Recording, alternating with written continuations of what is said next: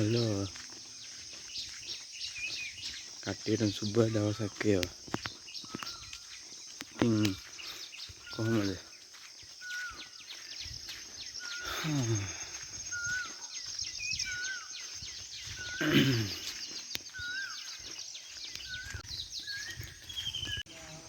ඉතින් මම සහ මගේ වීඩියෝ බලන ඔයාලා අපි වෙඩින් වලට යනවා එක එක ප්‍රිය සම්භාෂණ වලට යනවා උත්සව වලට යනවා මේ අපි ඔක්කොම එහෙම යනවනේ යන්නේ නැති කවුරුත් නැහැ. ඉතින් ඒ යනකොට ඔයාලා කවදාවත් හිතුවද අහිංසක මිනිස්සු ගොඩාක් ඉන්නවා. හරිද? අද වේලවත් කණ්ඩ බැරි අහිංසක දුගී දුප්පත් මිනිස්සු ගොඩක් ඉන්නවා. හැබැයි කවුරුත් හිතන්නේ මේ දැන් හිතන්න අපි හෝටලයකට ගිහිල්ලා කෑමක් අරගෙන මේ ඒ කෑම එකට එක්කෝ වෙන්න පුළුවන් රුපියල් 1000ක් 1500 2000ක් ඔහොම වෙන්න පුළුවන්. ඒත් කවුරුත් හිතනවාද මේක මට ගොඩක් කන්න බෑ. කන්න පුළුවන් තරම කන්න බෑ. ඔන්න අරගෙන ඉවරලා කනවා. ඊට පස්සේ ඔන්න ඩස්බින් එකට දැම්මා වීකුවා ගියා. ඒ කවුරුත් හිතන්නේ මට මේක කන්න පුළුවන් තරම් මේ පොඩ්ඩක් මම වෙන ප්ලේට් එකකට බෙදාගෙන කාලා ඉවරලා ඉදිරි කොටස කන්න නැති ගොඩක් කට්ටිය ඉන්නවා ටවුන් එකේ. ඔයාලා කියලා බලන්න කන්න නැති ගොඩක් කට්ටිය ඉන්නවා. ඒ වගේ කෙනෙක්ට දීලා යන වතුර බෝතලයක් එච්චර වෙන්නේ රුපියල් 100යි. උපරිම වුණොත් 150යි. වතුර බෝතලයකට එක්ක දීලා යන්න පුළුවන් අපිට. ඉතින් කවුරුත් හිතන්නේ නැති දේවල් ඔය. හැබැයි ඉතින් මෙහෙමයි මම නම් මේ දේවල් කරනවා. කරන නිසා තමයි මම කියන්නේ. මේ ඉතින් ඒකෙන් ලැබෙන මේ මාර ඇඟට මේ කියන්නේ හිතට මාර සුවයක් දැනෙන්නේ. මේ දේවල් කරපුවා තව කෙනෙක්ගේ බඩකට පිරෙන්න කෑමක් අරන් දීලා ඒක කරම මාර සතුටක් අපිට දැනෙන්නේ. ඒ වගේම පිනක් තියෙනවා අපිට. කවුරුත් දැන් ඒතකොට ඔය වෙඩින් ගන්නවා පළවෙනි දවසට දැන් මට දෙලින්නයක් වෙලා තියෙනවා මම යන්නේ නැහැ. ඉතින් ඒ වෙඩින් එකට දවසට ලස 3:00මාරක් හරි 4ක් හරි යනවා. ඒතකොට දවස් දෙකටම ලස 7ක් විතර පාස් කරනවා. එතකොට කණ්ඩ බොණ්ඩ එතකොට එන කට්ටියට බොණ්ඩ දෙන්න. ඒ වගේ දේවල් වලට උපරිම බලපුවම ලස්ස 10 ලස්ස 15 එහෙම යනවා. සමහර වෙඩින් තියෙනවා මිලියන 10 මිලියන 100 දීලා කරන වෙඩි.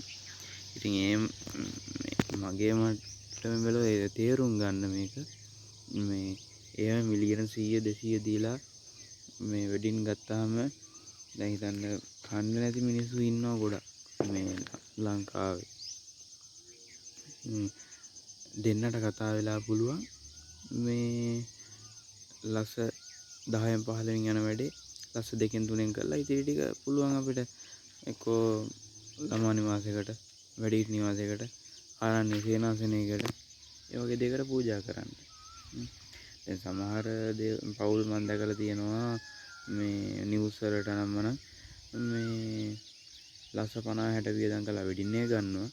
අන්තිම බලාගෙන ගියා උන් දැන් ඩිවෝර්ස් හැබැයි තාම අර වෙඩින් එකට ගත්ත ණය ටික දෙන්න දෙපැත්තට වෙලා ගෙවනවා. ඒ වගේ දේවල් මම දැකලා තියෙනවා.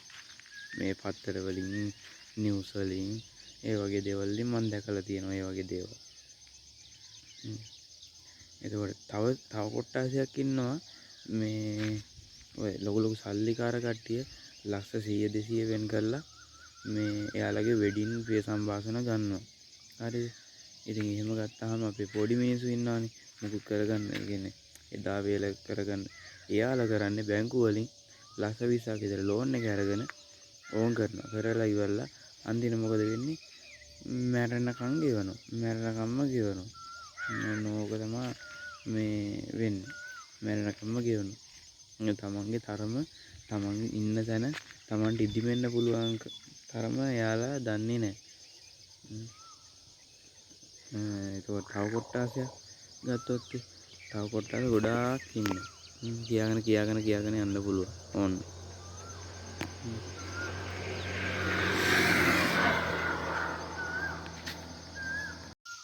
ඉතින් මේ මට හිතෙන දේවල් මම මේ කිව්වේ.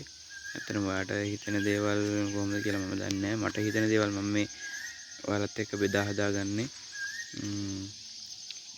මේ මම කියන දේවල් වල මම මේ කයිය ගහන දේවල් මේ වලට ඔයාලට බයින්නත් පුළුවන්. මොනවා කියන්නත් පුළුවන් කමෙන්ට් බොක්ස් එකේ ඒවා දාන්න පුළුවන්. කිසි වැරද්දක් නැහැ. මොකද මේ මං හිතන දේවල් තමයි මම මේ ඉතින් කයිය ගහන්නේ මේ වීඩියෝ ඕපන් කරගෙන කැමරාව ඉස්සරහා මේ කයිය ගහන්නේ මට හිතෙන දේවල්. මට හිතෙන දේවල් සහ මං දැකලා තියෙන දේවල්. හරිද?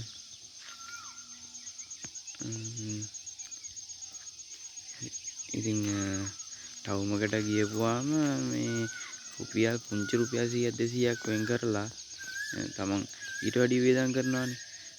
දැන් ටවුන් එකට ගියපුවා ලොකු ලොකු හෝටල් වලට ගිහිල්ලා සෑහෙන වියදම් කරනවානේ. එක්කෝ කියයි සවලෙන් කෑවා කියලා කියයි, එක්කෝ බාල්දියෙන් කෑවා කියලා කියයි. දැන් ඒ වගේ එකකින් කන්න රුපියල් 3000 4000ක් යනවා. එහෙම 3000 4000ක් වියදම් කරලා එක්කෝ ඒකෙන් භාගයක් ඉදිරි. ඇත්තටම කියන භාගයක් ඉදිරියිනේ. ඉතින් තමන්ට බැයිද? තමන් හිතන්න පොඩ්ඩක්. තමන්ට බැයිද? තමන්ට කන්න පුළුවන් තරම පොඩි ප්ලේට් එකකට බෙදාන කාලා ඉතිරි ටික වතුර බෝතලයක් සමග මේ ඔය ඉන්න කාට හරි දීලා යනවා. දැන් පිට රට ඔය ප්‍රිය සම්භාෂණ වෙඩින් එතකොට පාටි ඒවා එහෙම තියෙන්නේ මේ හෝටල් වලනේ ගොඩක්ම තියෙන්නේ. ඉතින් ඔය හෝටල් වල තියෙද්දි මේ දැන් අපේ ලංකාවේ බැලුවොත් එහෙම මේ ප්ලේට් එකක් ඔය කෑම ප්ලේට් එකක් අනම්මනම් යන්නේ රුපියල් 18 1500ට වගේ. දැන් නම් 2000ට වගේ යනවා ඇති ප්ලේට් එකක්. දැන් එතකොට බොණ්ඩ ගියොත් ඒවා ඔක්කොම ෆ්‍රීනේ. ෆ්‍රී. ඒ කියන්නේ මනමාලේ පැත්තෙන් හරි මනමාලේ පැත්තෙන් ඒ දෙකොල්ලම සල්ලි දාලානේ ඒවා කරන්නේ. එන කට්ටියට බොණ්ඩ දෙනවා කන්න දෙනවා ඒවා ෆ්‍රීනේ. ඒත් පිට රට එහෙම නෙමෙයි. තමන් ආවනම් තමන් කෑවනම් තමන් බිව්වනම් තමන් ගෙවලා යන්න ඕන. ඒම තමයි යාළගේ සම්ප්‍රදාය. වෙඩින් එකට ආවා තමන් කෑවා තමන් බිව්වා තමන් ගෙව්වා ගියා. අර උන්ගේ පැත්තෙන් ගෙවිල්ලක් නැහැ. තමන්ගේ පැත්තෙන් තමයි ඔක්කොම තියෙන්නේ. තමන් ගෙවන්න ඕන. තමන් කෑවා බිව්වනම් තමන් ගෙවන්න ඕන. ඒ පැත්තේ සිටුේෂන් එක.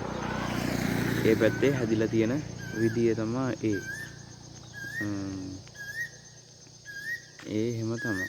එතකොට දැන් හෝටල් එකට ගියත් දැන් ලංකාවේ හෝටල් එකකට ගියත් අපිට ඕන තරම් කෑව හැකි. ඕන තරම් කාලා ඉවරලා තමයි අපි බිලක් ගෙවන්නේ.